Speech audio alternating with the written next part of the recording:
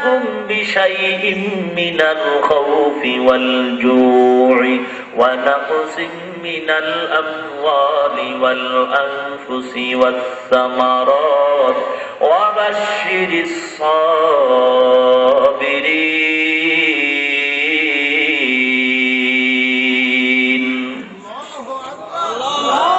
আল্লাহ পাক বলেন, আমি অবশ্যই অবশ্যই অবশ্যই বান্দাদেরকে পরীক্ষা করবই করব। কি দিয়ে পরীক্ষা করব? যারা ঈমানদার দাবি করবি, জান্নাত পাইতে চাও, নবীর শাফাত পাইতে চাও, তোমাদের উপরে মুসিবত আসবে, পরীক্ষা আসবে। কিসের পরীক্ষা? মিনাল খাউফি, ভয়ের পরীক্ষা, ওয়াল জুই, ক্ষুধা দিয়া পরীক্ষা করব, ওয়া নাকসিম মিনাল আমওয়াল, সম্পদ দিয়া আমি আল্লাহ সম্পদ নিয়ে যাব পরীক্ষা, ওয়াল আনফুসি, জীবনের পরীক্ষা। ইসলামী পতাকা উড্ডীন করতে গেলে তোমার জীবন থাকবে না। জীবন যদি বাঁচাইতে চাও তো ইসলামের পতাকা উঠবে না।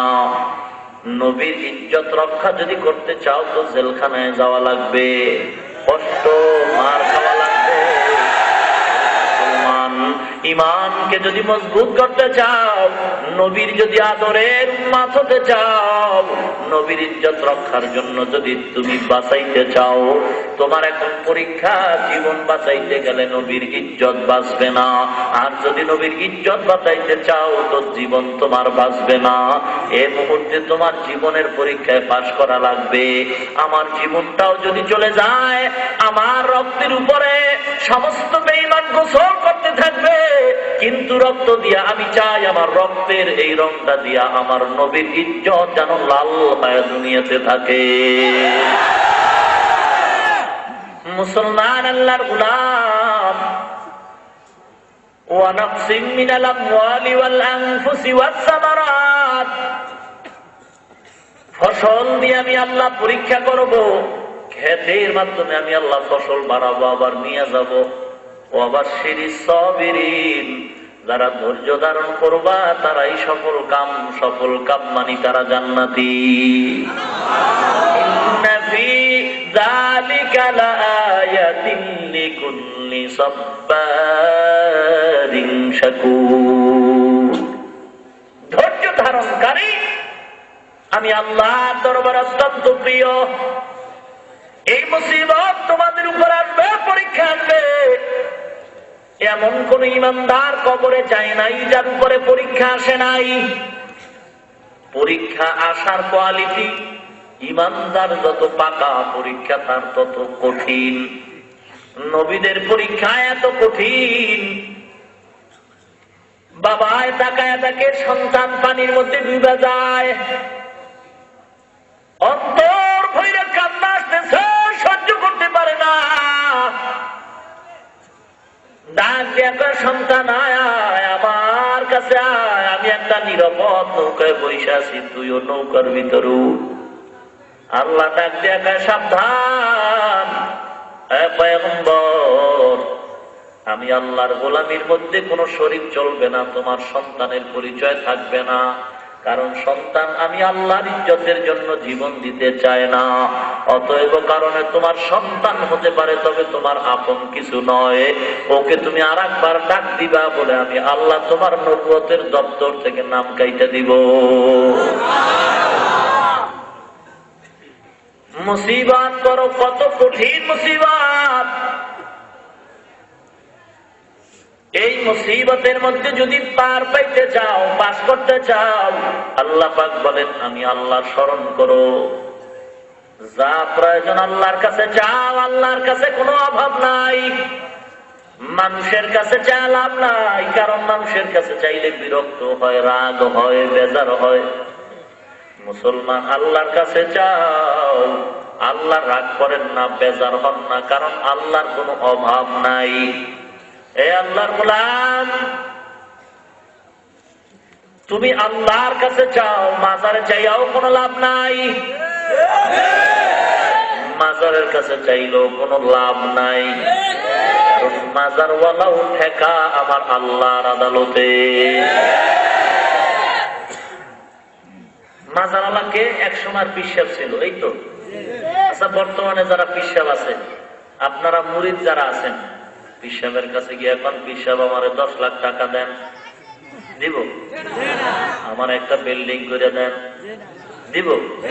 চিন্তা থাকতে দিব না, মরার পরে দিব কেমনে? চিন্তা করেন তো। জিন্দা থাকতে আপনাকে দেয় না, বরং কৌশলে আপনার দেখায়। কি বলেন? বহু কৌশল করে আপনার দেখাইতেছে, আপনাকে দুনিয়া থাকতেই দেয় না, মরার পরে কি দিব? কি আজীব ব্যাপার।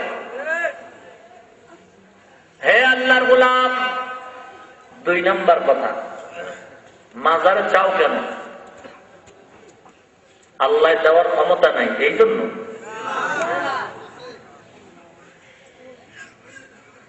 আগে দিতে পারতেন, এখন কিছু কিছু পারেন। আল্লাহ দুর্বল হয়ে গেছেন, এই জন্য মাজারে চাও। যদি জবাব দাও না না আল্লাহ দুর্বল নন, আল্লাহ এখনো সবল, আল্লাহ কিয়ামত পর্যন্ত হুয়াল হাইয়ুল কাইয়ুম, আল্লাহর কোনো অভাব নাই, লয় নাই, ক্ষয় নাই। আল্লাহ আগে যেমন দিছেন এখনো তেমন দেওয়ার জন্য আছেন। আল্লাহ যদি কোনো দেওয়ার ক্ষমতার তুচ্ছ না থাকে, কোনো কমতি না থাকে, আল্লাহ যদি দুর্বলতা না থাকে, দেওয়ার ক্ষমতাই থাকে, সব সময় দেওয়ার ক্ষমতা আছে না? মাঝে মাঝে, সব সময়। মানুষের জীবনের যত প্রয়োজন সব নাকি আংশিক? সব। তাহলে কেন চাও? আল্লাহ দুর্বল না তো চাও কেন? আল্লাহর কাছে চাও না কেন? বলো আল্লাহ দিতে পারেন, দুর্বল না, এরপরও চাও না কেন? আল্লাহকে পছন্দ হয় না? আল্লাহকে যদি পছন্দ হইতো তাহলে কেন চাও না? তুমি বলো দুর্বল না, আল্লাহকে পছন্দ হয়তো আল্লাহর কাছে কেন চাও না? মাজারে চাওয়ার অর্থ হলো হয়তো আল্লাহ দুর্বল, নয়তো তোমার আল্লাহকে পছন্দ হয় না। 2টা জবাব ছাড়া দ্বিতীয় কোনো জবাব তোমার কাছে আর নাই। ও মুসলমান ইমানদার, আল্লাহর কাছে না চাইয়া কেন মাজারে চাও? হয়তো আল্লাহ দুর্বল, নয়তো তোমাকে আল্লাহর পছন্দ হয় না, এই জন্য তুমি আল্লাহর কাছে চাও না। মুসলমান ইমানদার, মাজারওয়ালার কাছে যত চাও, মাজারওয়ালা দেওয়ার ক্ষমতা নাই। মাজারওয়ালাকে যা দিছেন তাও আমার আল্লাহ দিছে। তুমি আল্লাহর কাছে চাও। নবীজি সবার উপরে যার মর্যাদা, তিনিও আল্লাহর কাছে চাইছেন। তোমার চাইতে অসুবিধা কি? এই বেয়াদব, নবী যদি চাইতে পারেন, তোর চাইতে অসুবিধা কি? আল্লাহ দিতে পারেন না? দিতে পারলে চাও না কেন? পছন্দ হয় না? তোর যদি আল্লাহকে পছন্দ না হয়, আল্লাহর জমিন সার বদমাইশ, আল্লাহর জমিন থেকে ভেঙে যাও।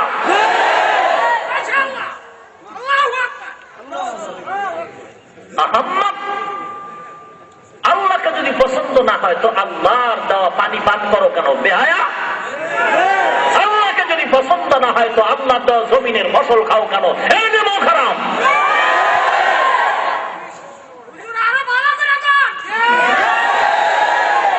हकीकत से दुनिया बेखबर है, दुनिया की नुमाइश पर नजर है, नमी गुयाम के आज दुनिया। আপনারা হাসেন, লোকটা মুশরিক হইতেছে, শিরিক করতেছে, আপনারা হাসতেছেন। কান্না দরকার, আল্লাহর কাছে দোয়া করা দরকার, হাসি তামাশার কিছু নয়।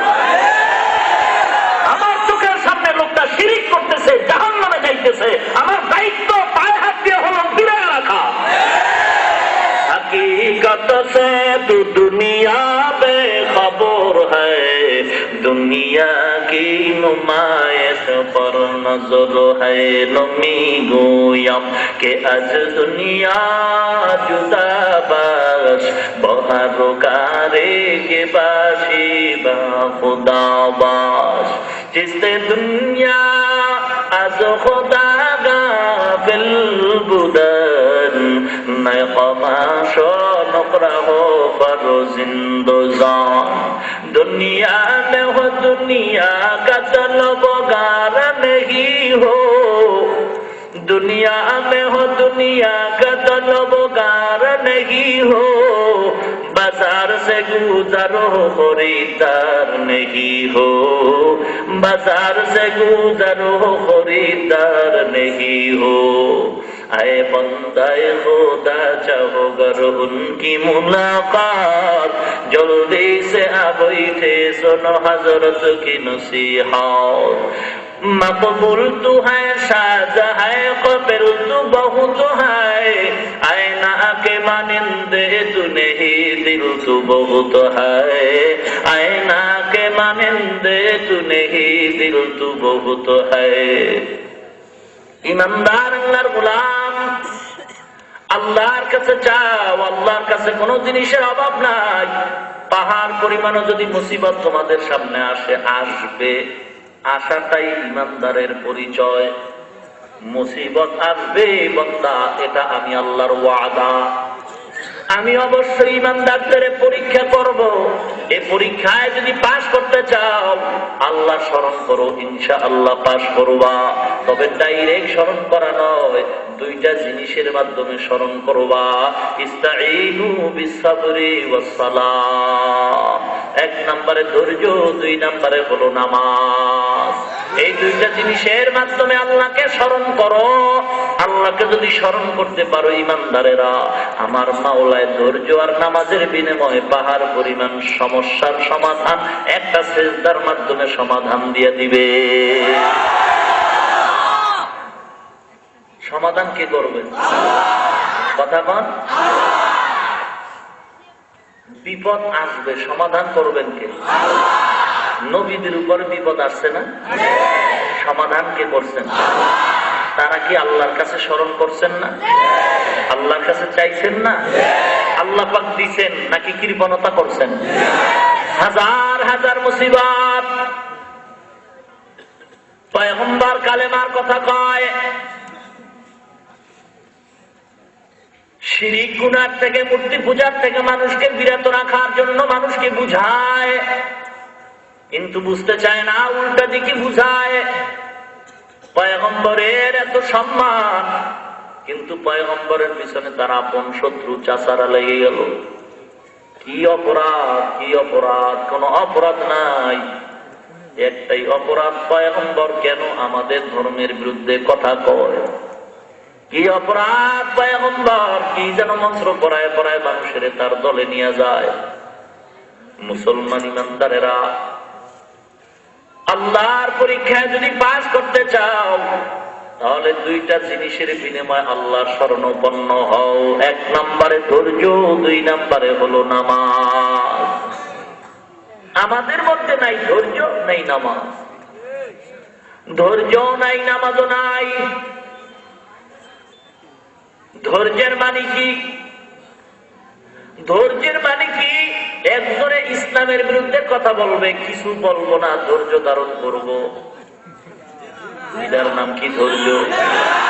না না, মুসলমান আল্লাহর গোলাম, চুপ করে থাকলে চলবে না। যদি লোকটা বুঝের হয়, বুঝাবার চেষ্টা করতে হবে। আল্লাহর গোলাম, এখন আমাদের অস্ত্র হলো ধৈর্য আর নামাজ।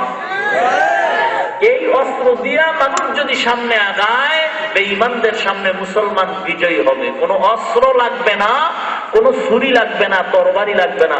মুসলমানের অস্ত্র হবে ধৈর্য আর নামাজ। ৩৬০ আউলিয়া নিয়ে সিলেটের জমিনটারে বিজয় করলেন, তরবারি দিচ্ছেন শুধু আজান। সিলেটের শাহজালাল রহমাতুল্লাহ আলাইহি আজানের অস্ত্র দিয়া গৌর গোবিন্দের পতন ঘটাইছেন। হে মুসলমান, ৩৬০ আউলিয়া। আজকে তো বাংলাদেশে ৩৬০ আউলিয়া না, আজকে তো ৩৬০ মুসলমান নয়, আজকে লক্ষ লক্ষ লক্ষ কোটি কোটি কোটি কোটি মুসলমান। টুপিওয়ালার অভাব নাই, মাদ্রাসার অভাব নাই, মসজিদের অভাব নাই। এত আলেম, এত উলামা, এত ইমাম, এত মুক্তাদি, এত মাদ্রাসা, এত মসজিদ, এত মুসল্লি। জুমার দিন মসজিদ যত বাড়ে, মানুষও বাড়ে। মসজিদের তালাও বাড়ে, মানুষ বাড়ে, জায়গা হয় না, রাস্তা ফিলাপ হয়ে যায়। এত লোক এত লোক এত ওয়াজ, তুলনামূলক তাবলীগ বাড়ে, লোকও বাড়ে, ওয়াজ বাড়ে, লোকও বাড়তেছে, জায়গা হয় না, জায়গা হয় না। এ মুসলমান ইমানদার, 360 আউলিয়া নয়, আজকে লক্ষ লক্ষ লক্ষ লক্ষ মুসলমানের সামনে আমার আপনার সকল মাখলুকতের শ্রেষ্ঠ পয়গম্বর, ওই পয়গম্বর সম্পর্কে কটূক্তি করা হয়। পয়গম্বর সম্পর্কে একদল বেঈমান বলতেছে পয়গম্বরের দাড়ি মোবারক নাকি ছাগলের দাড়ির মতো ছিল। একদল বেঈমানেরা কয় পয়গম্বর নাকি দুনিয়ার সবচেয়ে বড় লোভী ছিল, লোভ সামলাইতে না পারিয়া, পয়গম্বরের লোভ কন্ট্রোল করতে না পারে নবীজি একাধিক বিবাহ করে যৌবনের চাহিদা পূরণ করেছে। মুসলমান ইমানদার, নাউযুবিল্লাহ বললেই তো ইমানের হক আদায় হবে না। জীবনের মায়া ত্যাগ করে দাও। মুসলমানের জমিনটা মুসলমানের জমিন, এই জমিনটাই দেশটা মুসলমানের দেশ, জমিনটা বড় পবিত্র জমিন, এই জমিনটার মধ্যে কোনো অপরাধীর জায়গা না।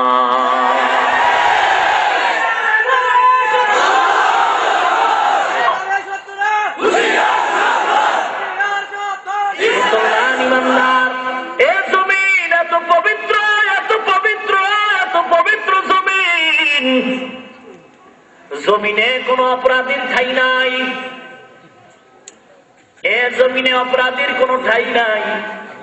মুসলমান ভাই, দলাদলি থাকতে পারে, তরিকার ভেদাভেদ থাকতে পারে না, দুনিয়ার লাইনে আপনি এক দল করেন, আমি ভিন্ন দল করি, আপনি একজন পীরের মুরিদ, আমি ভিন্ন পীরের মুরিদ, এ নিয়ে আপনার সাথে আমার সাথে একটু দূরত্ব থাকা স্বাভাবিক, কিন্তু থাকা উচিত না। আপনি এক দল করেন, আমি অন্য দল করি, আপনি একজন পীরের মুরিদ, আমি ভিন্ন পীরের মুরিদ, এ নিয়ে একটু দলাদলির মধ্যে দূরত্ব থাকা স্বাভাবিক, কিন্তু নবীর বেলায় কোনো দূরত্ব থাকা উচিত না। আপনি এক দল করেন, আমি ভিন্ন দল করি, আপনি আওয়ামী লীগ করেন, বিএনপি করেন, জাতীয় পার্টি করেন, যে কোনো দল করেন, এটা আপনার ব্যক্তিগত ব্যাপার। আপনি একজন পীরের মুরিদ হন, আমি ভিন্ন পীরের মুরিদ, এটা ব্যক্তিগত ব্যাপার। কিন্তু দল নিয়ে ভেদাভেদ থাকতে পারে, তরিকা নিয়ে ভেদাভেদ থাকতে পারে, পয়গম্বর নিয়ে কোনো ভেদাভেদ নাই। নবী নিয়ে যারা ভেদাভেদ করে তারা সবাই হলো বেঈমান। নবী নিয়ে কোনো ভেদাভেদ নাই। নবীর বেলায় সকলের এক কাতারে আসতে হবে, কে কোন দল করে জানার দরকার নাই। যদি নবীর উম্মত হয়ে থাকো, নবীর আন্দোলনে শরীক হও। নবীর উম্মত যদি হয়ে থাকো, নবীর ইজ্জত রক্ষার আন্দোলনে এক হও। রবিউল আউয়াল মাস পাইয়া আশিক রাসূলের স্লোগান দিয়া, ঈদে মিলাদুন নবীর স্লোগান দিয়া চুপ করে ঘুমাইবা। এরে নবীর মোহাব্বত তো শুধু রবিউল আউয়ালে নয়, নবীর উপরে যখনই আঘাত আসবে তখনই ইমানদারের হুঙ্কার শুরু হয়ে যাবে। নবীর ইজ্জতের রক্ষার জন্য যখন জীবন দেওয়া লাগে তখনই দেওয়া লাগবে। এরে বউ লইয়া ঘুমাইছো, এমন সময় কানে আওয়াজ আইছে, নবীরে গালি দিছে, ওরে বউরে গুল্লি মাইরা নবীর ইজ্জত রক্ষায় তাড়াতাড়ি হানজালার মতো রাস্তায় দৌড় মারতে হবে। 40 বছর পরে, 40 বছর পরে, 40 বছর পর এই জমিনের মধ্যে, 40 বছর পর স্বাধীনতা যুদ্ধের বিরুদ্ধে আন্দোলন করেছে, অবস্থান নিয়েছে।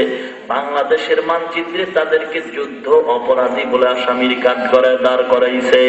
এ মুসলমান, কি প্রমাণ, কি প্রমাণ, কি প্রমাণ? জমিনটা পবিত্র, এ জমিনে কোনো অপরাধীর ঠাই নাই। কেমনে ঠাই নাই? 40 বছর পরে টের পাওয়া যায়। 40 বছর পর দেশের বিরুদ্ধে যারা অবস্থান নিয়েছে, সঠিক তদন্তের মাধ্যমে বিচার হোক, এটা সকলেই চায়। তবে এটা একটা red signal, red signal, red signal. ভালো করে শুনে নাও, এই যুদ্ধ অপরাধীদের বিচার হওয়ার মানে হইল জমিনটা পবিত্র, এ জমিনে কোনো অপরাধীর ঠাই নাই। 40 বছর পরে আসামির কাঠ গড়ায় যদি দাঁড়াইতে হয়, অপরাধের শিকারের বিচারের কাঠ গড়ায়। অপেক্ষায় থাকো বাবা, যারা কোরআনের বিরুদ্ধে কথা বলতেছো, টাকার গরমে, ক্ষমতার গরমে, আল্লাহর আদালতে তোমরা সকলেই কিন্তু ধর্ম অপরাধী। যারা আজকে মাদ্রাসার বিরুদ্ধে কথা বলতেছে, যারা আমার নবীর বিরুদ্ধে লেখালেখি করে কথা বলতেছে, সবাই কিন্তু আল্লাহর আদালতে ধর্ম অপরাধী। মুসলমান আল্লাহর গোলাম, যুদ্ধ অপরাধীদের বিচার হবে, তবে এটাও আমরা মুসলমান হিসাবে দাবি জানানো লাগবে।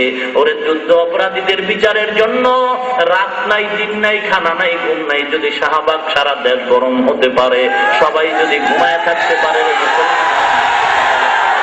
ইজ্জতের আন্দোলনের জন্য, আমার নবীর ইজ্জত রক্ষার জন্য, আমার নবীর ইজ্জত রক্ষার জন্য কাফনের কাপড় কিনা রেডি হয়ে যাও।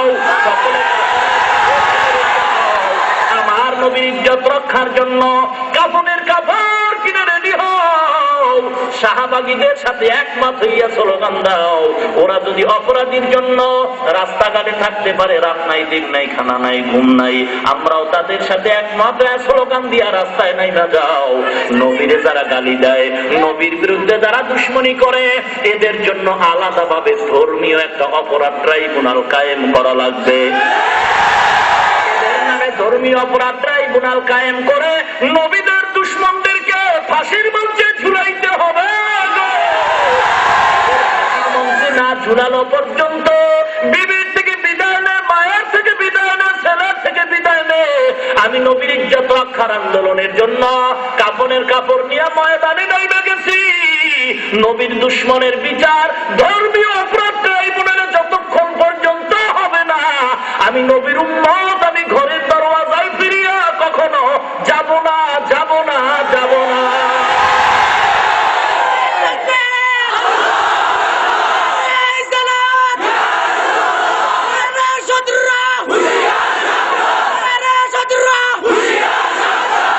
মুসলমান ইমানদার, আল্লাহর নবীর দুশ্মনের বিচারের জন্য কি রাত রাস্তায় কাটাইতে পারবো না? আল্লাহর নবীর দুশ্মনের বিচারের দাবিতে কি খানা বন্ধ করা যাবে না? সাহায্য করবেন আল্লাহ। অস্ত্র দুইটা রেডি রাখো, ধৈর্য আর নামাজ। কোন তরবারি লাগবে না। এই যে যারা কয় যে ট্রেনিং লাগবে, তরবারি লাগবে, ওরাও মুনাফিক, ইহুদির দালাল। কিচ্ছু লাগবে না, নামাজ আর ধৈর্যের অস্ত্র ঠিক কর। রাস্তায় নামবি, বেঈমান অস্ত্র নিয়ে আইবো, খাবা মাইরা অস্ত্রটা হাতে নিবি, বলবি শক্তি পামু কই, ফিরিস্তা আইসা সহযোগিতা করবো। আমল ঠিক কর, দাড়ি কামাইয়া চুলগুলি বেঈমানদের মতো রাইখা, শার্ট প্যান্ট টাই গলায় লাগাইয়া, এরপরে ঘরে টিভি চালাইয়া সুদের খাতায় নাম লাগাইয়া কিয়ামত পর্যন্ত ইসলামী বিপ্লবের গান গাইতে পারবি। কপালে ইসলামী বিপ্লব দেখবি না, দেখবি না, মার খাইয়া মরবি, কিন্তু ইসলাম দেখবি না। ইসলাম যদি দেখতে চাও, মাথার তালু থেকে পায়ের তালু পর্যন্ত আগে নবীর সুন্নাত দিয়ে সাইজ কর। কোন অস্ত্র লাগবে না। আল্লাহ সবাইকে বুঝার তৌফিক দান করুন। রাগ করেন। নবীর ইজ্জত রক্ষার আন্দোলনে যারা নাই, ওরা নবীর উম্মতের কাতারেও নাই। নবীর ইজ্জতের বিরুদ্ধে আল্লাহ না করুন যদি আমার আব্বাও পায়, ওটাও বেঈমান। আল্লাহ না করুন আমার বিশ্বাস কইলেও বেঈমান, আমার নেতা কইলেও বেঈমান। নবী নিয়ে কোনো ভেদাভেদ নাই, দল নিয়ে ভেদাভেদ থাকতে পারে, নবী নিয়ে কোনো ভেদাভেদ নাই, ঠিক কিনা? এক কাতারে আসতে হবে, কাউকে দুশ্মন ভাবার সুযোগ নাই। যে নবীর উম্মত সেই আমাদের আপন। নবীর উম্মত যারা, তাদের সাথে কোনো দুশ্মনী নাই। নবীর উম্মত যারা না, তাদের সাথে কোনো আপোষ নাই। ক্লিয়ার কথা। যারা নবীর উম্মত দাবি করবেন, সে যে দল করুক, নবীর উম্মত দাবি করলে তাদের সাথে দুশ্মনী নাই। যারা নবীর উম্মত দাবি করবে না, তাদের সাথে আপোষ নাই। বলবেন তাহলে নবীর উম্মত দাবি করে সুদ খায়, ঘুষ খায়, বেপরদায় চলে। আমি বলবো যদি সে নবীর উম্মত দাবি করে, তার দুশ্মন ভাইবা দূরে সরাইলে কিন্তু সে কোনোদিন দিনের পথে আসবে না। বরং তারে আরো কাছে টাইটা বুকে লাগাও, ইখলাসের বয়ান শুনাইতে থাকো, আল্লাহর কাছে দোয়া করতে থাকো। আজ হোক কাল হোক, একদিনই আল্লাহর গোলাম ইনশাআল্লাহ আমলওয়ালা হয়ে যাবে। আওয়ামী লীগ করে লোকটা, সুদ খাইতো, পিসাবের দরবারে গিয়া বয়ান শুই না কান্নাকাটি করে এখন দাঁড়িয়ে রাখছে, নামাজ পড়ে পর্দা করে নাই? কথা বলুন। এখন যদি তাদেরকে মনে করি যে না এরা দুশ্মন, এদের দূরে সরাও, তো দূরে সরাইলে লোকটা তো দিন যা পাইতো এখন মোটেই পাবে না। তাকে দূরে না সরে আরো কাছে আনতে হবে। যদি সাইরা দেয় তো নাস্তিকরা ওদেরকে গ্রাস করে ধরবে। ওদেরকে যদি দুশ্মন ভেবে দূরে সরাই দিত, বেঈমানরা ওদেরকে হাতিয়ার বানায় আমগো পিটাইব। এই জন্য ওদেরকে দূরে সরানো যাবে না, শত্রু ভাবা যাবে না, কাছে আনতে হবে। ওদেরকে আমাদের লাইনে আইনা নবীর ইজ্জতের রক্ষার আন্দোলনের সামনে ঢাল বানাইতে হবে। কি আজীব ব্যাপার, মানুষ বুঝে কি উল্টা দিকে ভালো বুঝে। দুশ্মন ভাইবা যদি দূরে সরাই দেয় তো তো নাস্তিকরা গ্রাস করতেছে। চতুর্পার্শ্বে ইহুদি খ্রিস্টান ভারত, চতুর্পার্শ্বে ইসলামের দুশ্মন। তাহলে দুশ্মন ভাবতো কেন? যেই লোকটা নামাজ পড়তেছে অবশ্যই তার মধ্যে ঈমান আছে। এখন বাকি হইল আকীদার ভেজাল, বাকি রইল আমলের ভেজাল। দুশ্মন ভেবে সমাধান হবে না, বরং আমার ব্যবহার আরো সুন্দর করে তার কাছে আনতে হবে। আমি যেই হুঙ্কার দিয়ে আগাইতে না পারবো, ওই যুবক তার চাই বেশি পারবো, ঠিক কিনা? দুশ্মন ভাবা যাবে? তাকে কাছে আনতে হবে, তার সাথে মিলতে হবে। মিলার অর্থ আবার এটা দইরা নিয়েন না ওরা পায়খানা খাইবে আপনিও খাবেন, এই অর্থ নিয়েন না। আবার হুজুরে কইছে মিলতে হবে, কাছে আনতে হবে। বুকে লাগানোর মানে এটা নয় ওরা পায়খানা খাইবে আপনিও খাবেন। ওরা যদি আল্লাহর আইনে কোনো অন্যায় করে, ওই অন্যায়ের থেকে আপনি তো ফিরে থাকবেনই, ওকে ফিরাবার আপ্রাণ চেষ্টা পাও ধৈর্য হলেও করতে হবে।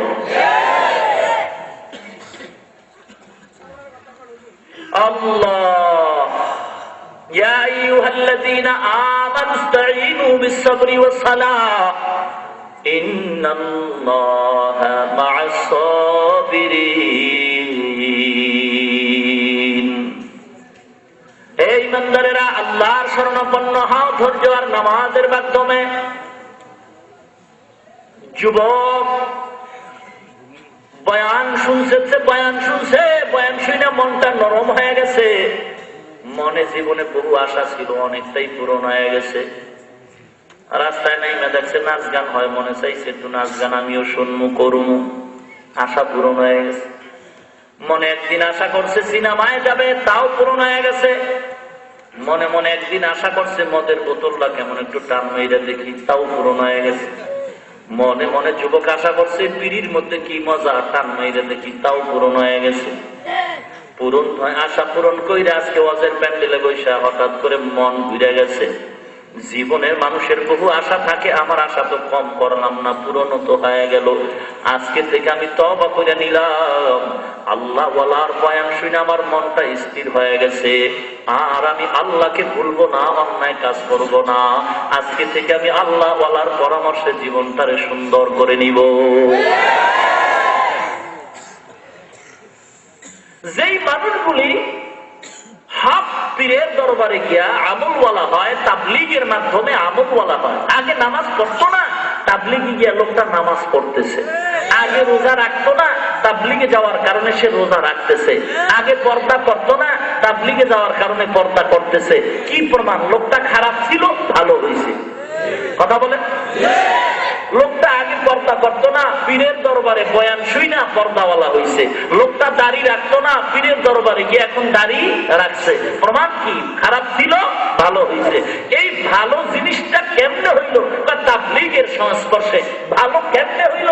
বলে হক্কানি পীর মাশায়েখের ছোঁয়া লাগছে। তাহলে এই জিনিসটাই, এই পুরো পদ্ধতিটাই ভালো। যেহেতু ওই মেডিসিন পাইলেই লোকটা ভালো হয়, খারাপ লোক ভালো হয়, এই মেডিসিন তাবলীগ, এই মেডিসিন হক্কানি পীর। যেহেতু এই পদ্ধতিটা ভালো, এগুলি সব ভালো। এগুলির যারা খারাপ হয়, মূলত তারা নিজেরাই খারাপ।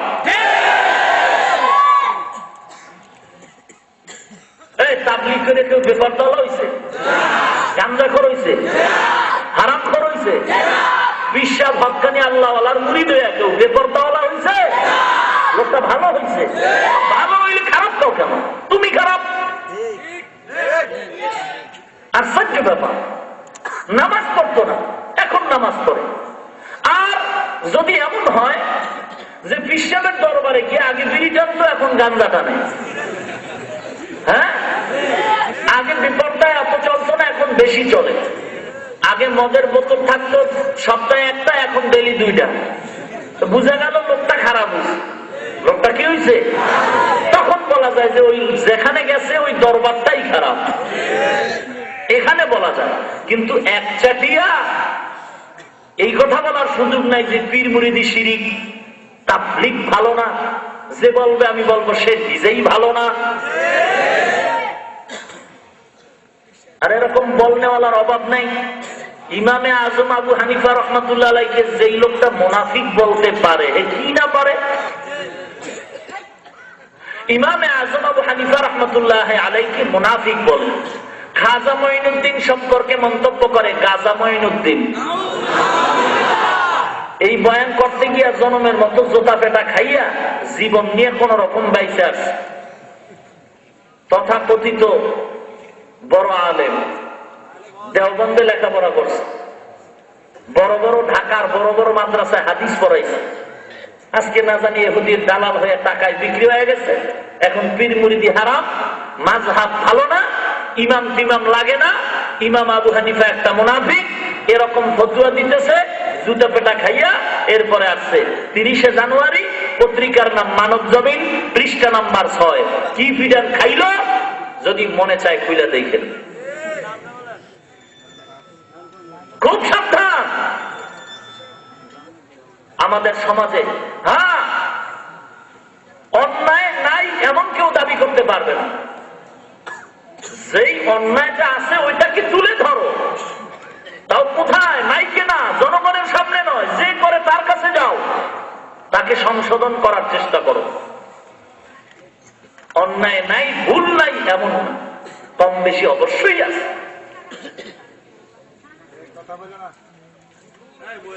যুবক এবার বয়ান শুনে রেডি হয়ে গেছে, তওবা করছে। আল্লাহ, জীবনভর বড় অন্যায় করেছি গো আল্লাহ, আজ আমি তওবা করতেছি গো আল্লাহ, আর জীবনে নামাজ বাদ দিব না, পর্দা বাদ দিব না। যুবক এবার আল্লাহ ওয়ালার সাথে সম্পর্ক লাগাই দিছে। বয়ান শুনছে, 2টা অস্ত্র রেডি রাখবে। 1 নম্বরে ধৈর্য, 2 নম্বরে নামাজ। আল্লাহ ওয়ালার বয়ান শুনে 2টা অস্ত্র রেডি করতেছে। নামাজ বাদ দেয় না, ধৈর্য বাদ দেয় না। যুবকের যৌবন বাড়তেছে, বিবাহের খাহেজ বাড়তেছে, কিন্তু গরিব, টাকা নাই, বাড়ি নাই, ঘর নাই, অসহায়। আল্লাহ দরবারে নামাজ পড়ে দোয়া করে, আল্লাহ আমি যৌবনের পরীক্ষায় নামছি গো আল্লাহ, আমার যৌবন অকাতরে চলছে, টাকা নাই, বাড়ি নাই, আমার বিবাহের দরকার, নবীর সুন্নাত। আয় আল্লাহ, তুমি আমাকে একটা নেককার বিবির ব্যবস্থা করে দাও। আল্লাহ দরবারে দোয়া করছেন, আল্লাহ পাক ব্যবস্থা করে দিচ্ছেন। যুবক, অমুক এলাকার এক গরিব বাড়ি আছে, ওই বাড়ি যাও।